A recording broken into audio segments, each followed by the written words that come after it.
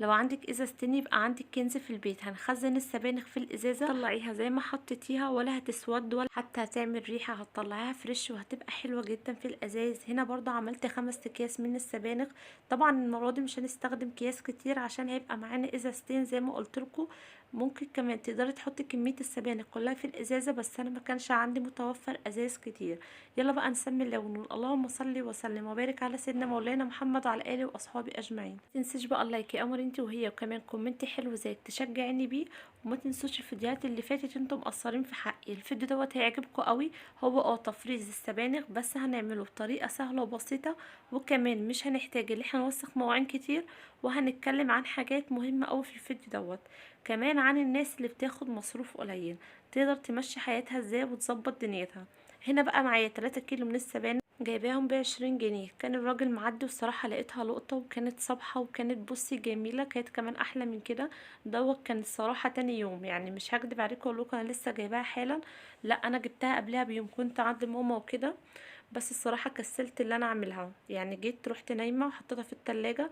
طلعتها بقى تاني يوم كانوا شايفين خضرة وجميلة. تخيلوا بقى يعني لما انا جبتها كانت طازه وكانت حلوه جدا. شرط ان انت تجيبي 3 كيلو على بعض، طبعا في الظروف اللي احنا فيها ديت والغليان اللي احنا فيه مش اي حد بيبقى متوفر معاه 20 جنيه. يعني انا كان متوفر معايا 20 جنيه عشان انا ما كنتش هجيب اكل في اليوم دوت. سبحان الله كانت متوفره معايا. بس طبعا لو نزل انا اجيب اكل للبيت استحاله هتبقى اللي هي متوفره معايا. ممكن ساعتها تجيبي كيلو ونص في كيلو ونص، يعني ب10 جنيه. ممكن تقدري حتى لو انت مثلا مصروفك قليل وفاض منك جنيه فضيه 2 جنيه ارميهم، هتلاقي جنيه على جنيه على 2 جنيه هتلاقيهم عملوا معاكي مبلغ. تنزلي مثلا تجيبي حاجه ناقصاكي في البيت، حاجه مثلا عايزه تخزنيها، حاجه انت نفسك فيها. الاطفال مثلا شبطوا في حاجه، سامحوني على الصوت اللي طالع في الفيديو، يعني جارنا ما حللوش الخناقه مع عياله الا لما انا جيت سجلت الفيديو. سامحوني ما عرفتش يعني اللي انا اعيد الفيديو تاني، هو الكلام بيطلع مره واحده من القلب. سامحوني بقى. اللهم صل على النبي. تعرفوا وتصدقوا وتامنوا بايه؟ واقسم بالله واقسم بالله ما بضحك عليكم، انا ذات نفسي باخد 50 جنيه. ايه ده؟ هتقولي لي ازاي بتاخدي 50 جنيه وبتعملي الاكلات ديت على القناه؟ الاول قبل ما الدنيا تغلى كانت ال50 جنيه ديت يعني كانت مريحاني وكانت متوفره معايا، وكان كمان بيفيد معايا فلوس. طبعا من ساعه لما الدنيا غلت، حتى لو انتوا هتلاحظوا ما بقتش اصور فيديوهات زي الاول، وحتى لو نزلت فيديوهات بتلاقوني يعني باخد فيديوهات قديمه وبنزلها. الموضوع ده طبعا يعني مضايقني وكده، بس غصب عني الظروف بقت على الناس كلها.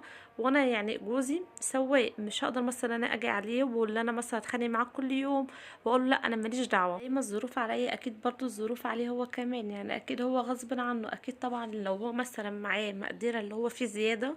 طبعا في ناس كتير ممكن مثلا دلوقتي انا لو واحده من الناس مثلا رايحه مشوار وقريب من بيتي، بدل مثلا مركب ويعني اتمشاها واجيب حاجه احسن. انتوا بقى بتفكروا زي كده ولا انا بس اللي بفكر كده لوحدي؟ بس اكيد في ناس كتير بتفكر كده، واكيد في ناس كتير بتاخد المبلغ دوت وممكن كمان بتاخد اقل. يعني في بجد ناس غيرنا عيشتها اصعب. مش شرط ان انا كل يوم اكل فراخ ولحمه، والله لو هاكلها لقمه بملح، بس اهم حاجه ما حدش يخبط عليا. طبعا يعني اكيد انا بيجي مثلا بيمر عليا ظروف صعبه، واكيد مثلا ببقى متضايقه. ببقى مثلا نفسي ان انا اشتغل على القناه، مش هقول لكم بقى نفسي ان انا اجيب حاجه، ببقى نفسي ان انا اشتغل على القناه. بس يعني انا ببقى مقرره لكم الوصفه، ومثلا زي ما قلت لكم مش شرط انا كل يوم اعمل فراخ ولحمه. ممكن مره مثلا اعمل اكل من غير لحمه او فراخ، كفايه اللي عيالنا تبقى حوالينا ويبقوا مبسوطين. ممكن مثلا مره نقضيها كشري، مره عدس، مره مثلا لحمه، مره مثلا اللهم صل على النبي أكلة شعبية، مرة فراخ، يعني مرة كده ومرة كده، مش شرط يوميا. وفي أكل على فكرة يعني كمان بيبقى مغذي جدا من غير فراخ أو لحمة. أنا رغيت معاكم كتير، بس أنا الصراحة ناوية لنا في الفيديو دوت يعني أرغي معاكم كتير كتير كتير قوي. هنا بقى اللهم صل على بعد ما قطفت السبانخ ابتديت بقى اللي انا اقطعها. ما شاء الله ال3 كيلو رموا معايا كميه كويسه. هنا شايفين التقطيعه حلوه جدا، ومثلا ما فيش حته مثلا متقطعه كبيره وحته صغيره، لا كلها تقطيعه واحده. ممكن لو انت ما عندكيش قطعه تقطعها على ايديكي عادي جدا، برضو الموضوع هيبقى سهل، بس اهم حاجه السكينه تبقى حاميه. على فكره بيني وبينكم يعني ما تقولوش لحد، انا خدت بقيه الكميه ونزلت في الارض وقطعتها على ايديا، مش شرط على القطاعه يعني. كانت ما شاء الله الكميه كتير وما كنتش قادره ان انا افضل كله، ان انا تعبانه شويه. عايزاكم بقى تدعوا لي في الكومنتات، وعايزاكم كمان تدعموني كتير. الا يعني على الاقل ان انا اشتغل على القناه وقناتي تقف على رجليها، مش عشان والله فلوس. انا اكيد محتاجه لفلوس، بس دوت حلمي. حلمي بجد اللي انا بحلم بيه، ان قناتي تكبر وتقف على رجليها، ويبقى ليا ناس بتحبني من غير ما تعرفني.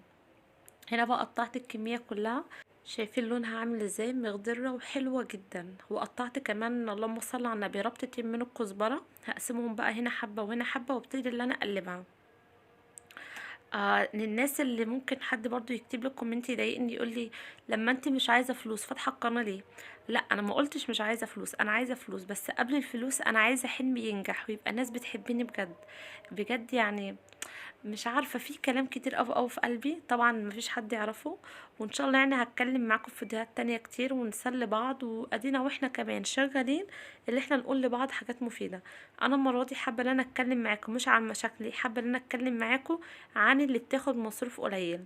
مثلا هتعرف اللي هي تمشي دنيتها ازاي، او تخزن حاجه ازاي. ومش شرط برضو ان انت يبقى عندك دير فريزر. هنا بقى بعد ما قطعتها هبتدي ان انا اغسلها مرتين وتلاتة. واخر مره هغسلها بحبه خل، واحطها بقى في مصفى، واسيبها بقى تتصفى براحتها لمده ساعتين تلاتة، عشان عايزاها تبقى ناشفه قوي. احنا كنا بنقول ايه؟ نسيت والله. كنا بنتكلم على حكاية المصروف، وكمان بنتكلم على حكاية اللي احنا ممكن نخزن حاجة وما عندناش دير فريزر. مش شرط ان احنا نجيب حاجة بكمية، يعني مش شرط ان انا راح اجيب 10 كيلو سبانخ، لا هو كفاية 3 كيلو. وكمان هستخدم منهم. ممكن مثلا اجيب كيلو بامية، على مثلا كيلو بسلة. يبقى مني خزنت من الخضار اللي نازل، وفي نفس الوقت ما حرمتش نفسي من حاجة. مش شرط ان انا اقول يا لهوي لا ده انا عندي تلاجة بس، لا مش هخزن حاجة خلاص من التلاجة مش هتكفي. لا بالعكس، ممكن زي ما قلتلك بحاجات بسيطة هتفرحي نفسك وهتفرحي عيالك وجوزك، وفي نفس الوقت مش هتجيبي كمية كبيرة. وكل واحد على قد ظروفه، مش شرط اللي احنا نبص لغيرنا. في قنوات كتير قوي على اليوتيوب مثلا، ممكن بسم الله ما شاء الله بسم الله ما شاء الله تجيبي الحاجة بكمية، وممكن تبقى مثلا عندها بدل الدير فريزر 2 و3 و4. لا احنا ما نبصش، احنا نقول بسم الله ما شاء الله، عشان ده رزق ربنا بعته لنا وبعته لهم. يعني بص والله لو عندك رغيف عيش واحد في شقتك، ده رزق ربنا بعته لكم. ربنا يحطنا في امتحان عشان يختبر صبرنا، نشوف احنا قد البلاء اللي هو اداهولنا ولا لا. وطبعا ربنا بيحب عبد اللحوح، اللي انت طول ما انت قاعده تفضلي تدعي ربنا وتبقي قد الحاجه اللي هو اداها لك. ما تقوليش ليه يا رب، عشان كلمه ليه دي مش حلوه. قولي الحمد لله على كل شيء. هنا بقى عبيت 5 اكياس. هجيب بقى الازازه. الصراحه الازازه ديت مش هقولكوا كانت الفكره من الاول. لا، فكرتها جات لي لما ما لقيتش عندي اكياس. انا جبت اكياس ونسيتها عند ماما. لقيت اللذيذه قدامي، رحت بقى غسلها كويس، وابتديت اللي انا اعبي فيها السبانخ. بس بجد حلوه قوي قوي، يعني كمان عجبتني اكتر من الاكياس. هنا بقى شايفين شكل الكيس عامل ازاي؟ اهم حاجه بقى لما نيجي نخزن اي حاجه، نطلع من الكياس او الازاز الهواء كويس قوي. هنا بقول لكم شايفين شكلها جميل. اتمنى بقى ان انتوا تجربوها، واتمنى ان انا ما اكونش لغيت معاكم كتير وصدعتكم.